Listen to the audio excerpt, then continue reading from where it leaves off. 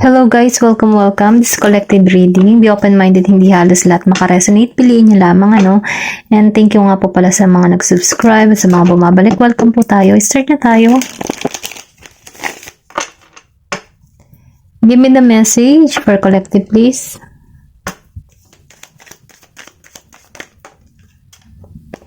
Meron ditong death and rebirth.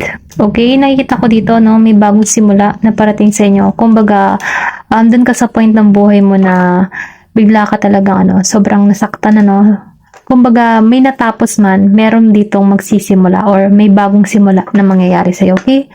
Ito lang yung napipil ko dito. Then, there's a Queen of Cups. Meron dito ang Scorpio, Cancer, and Pisces energy. Nakikita ko dito, na meron ditong tao na nagmamanifest sa'yo, okay? Hinihiling ka niya ulit na bumalik sa buhay niya. Gusto kasi niya nitong ng tao na ito na ng bagong simula, kaya lumabas ng Death and Rebirth, then Queen of Cups. Nakikitaan ka niya something na special, kumbaga may pagka-spiritual ka, no? And then nakikitaan ko rin dito na meron tong taong to na hinihiling, no? Kumbaga, maybe iniisip ka nito palagi na sa ganun ma-attract ka ulit sa kanya, no? Kumbaga na para mahila mo or sabihin natin pumasok ka sa isip ng tao na ito. Kung pumapasok sa isip mo yung person mo na matagal na kayo nawala, tapos biglang pumasok siya sa isip mo, minamanifest ka ng tao na ito, okay? Give me more information, please.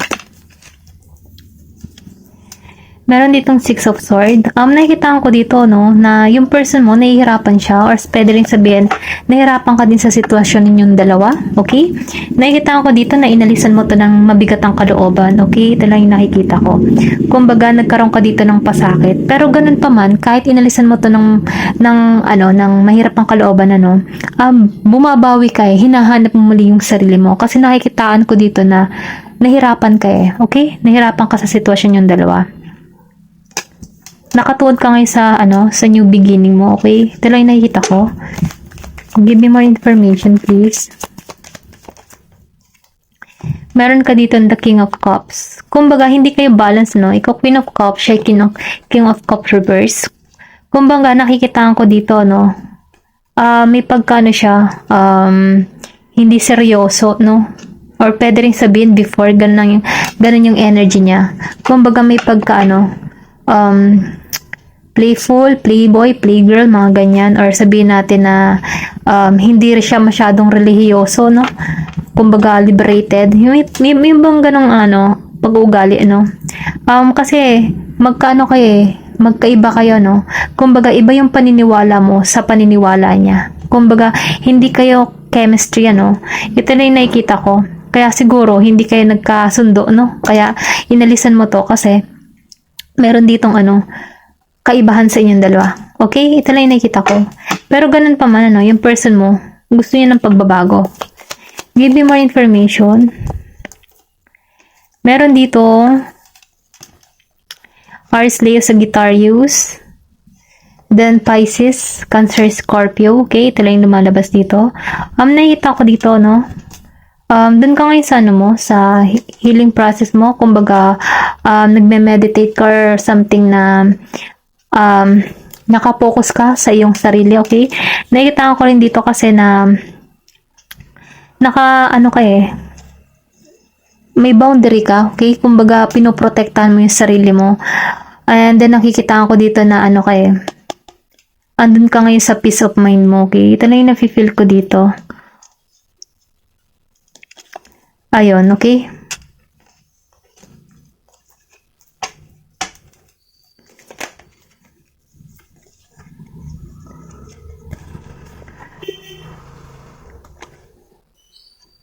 Meron ditong person,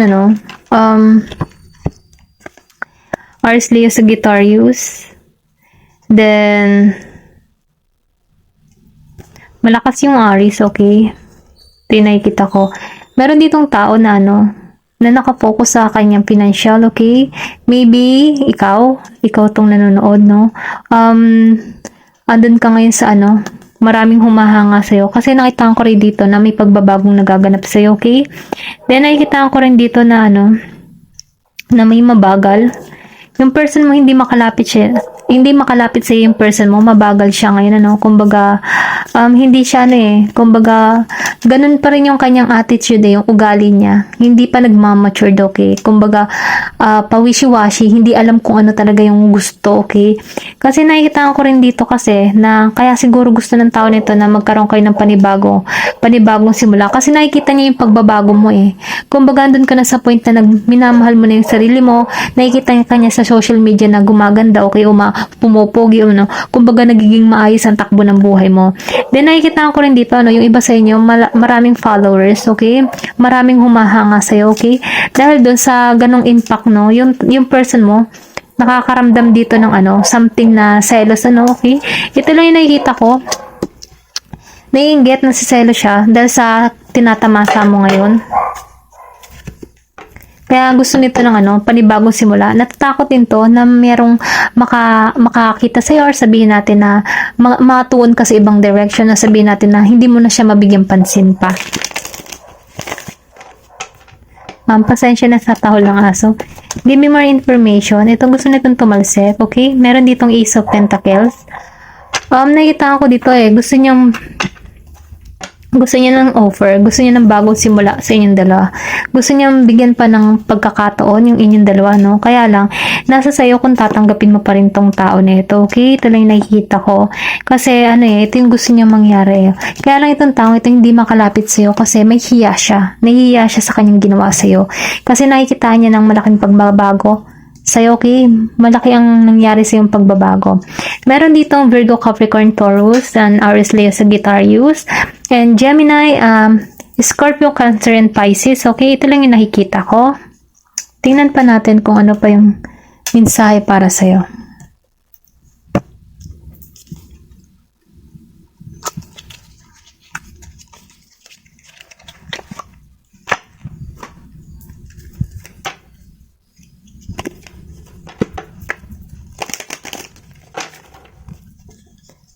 Give me more information. Ayan, lumabas to.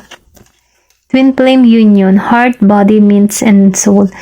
I think yung person mo dito, no, twin flame mo, okay, gusto niya ng panibagong simula sa inyong dalawa, okay. Kaya ano, hindi siya makarecover, kumbaga, nahatak pa rin ng tao nito yung energy mo, nararamdaman pa rin niya, or pwede rin sabihin, nararamdaman mo pa rin tong person nito. Meron pa rin kasi tong ano eh, kumbaga, connection sa inyo, soul connection, kumbaga, kaya ito yung humahatak pa rin para sa'yo.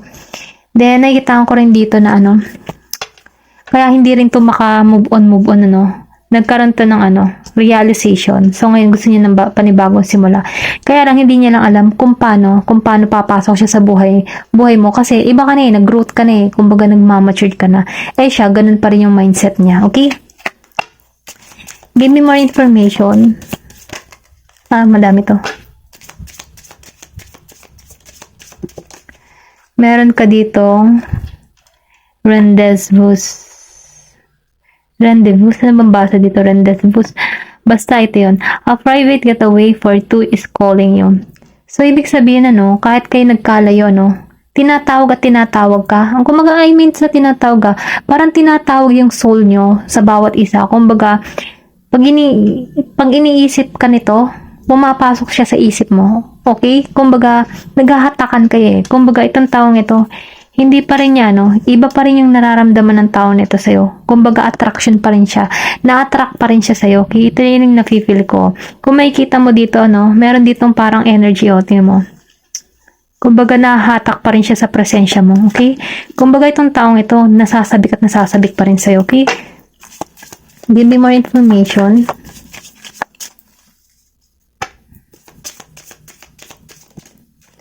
Meron ditong healing connection. Gusto nyo maayos muli yung connection nyo. Kasi iba pa rin yung impact niya para sa'yo. Kumbaga, nakikita niya yung paglago mo, nakikita ng tao nito na nagiging kang popular, o pwede rin sa social media, or pwede rin sa Facebook, kung ano mang social media platform mo, no? Nakikita ka pa rin niya ng pagbabago eh. Okay? Kasi marami ditong humahanga sa'yo, or sabihin natin na, yung business mo, kung ano man yung pinagkakaabalan mo, umaangat, okay? Kaya itong taong ito, sobra niyang gusto niyang maayos muli yung connection na meron kayo before, okay? nagulat to sa pagbabago mo. Ayun lang yung nakikita ko. Meron ka dito psychic connection. Kung kumbaga, mayroon dito may pagka-psychic connection. Okay, twin flame recognition. Gusto talaga nito, confirmation, twin flame mo to. Yung parating, or itong person na to, Kumbaga, nagkaroon kayo ng hiwalayan para matuto ang bawat isa, or pwede rin sabihin na para mag-matured ang bawat isa. Once na naging okay na, saka sila magkikita muli. Ganon kasi yung pagka-twin flame Kumbaga, may aral ang bawat isa bago sila pagtagpuin muli. Pero, ganon pa man sa panibago nilang pagtatagpo, iba na yung mararamdaman Kumbaga, sobra na yung yung pagkasabik sa bawat isa, okay? Then, nakikita ko rin dito, notice, bibiruin ka nito, okay? Kumbaga, sabihin natin na alam niya yung kiliti mo, alam niya kung paano kanya, paano kanya makuha yung loob, Kasi, parang yung tipo na, natutuwa to kapag ikaw ay inaasar, ganon ang style ng tao nito. Para mapansin mo siya, asarin ka niya, ganon. Then, nakikita ko dito ng psychic connection.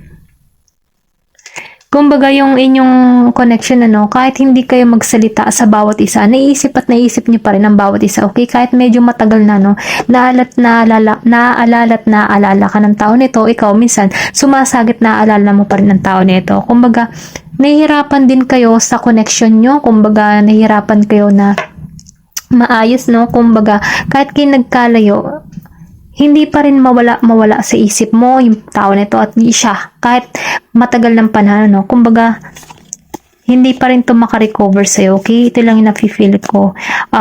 Matindi pa rin yung pagnanasa o pagnanais ng tao nito sa'yo, okay?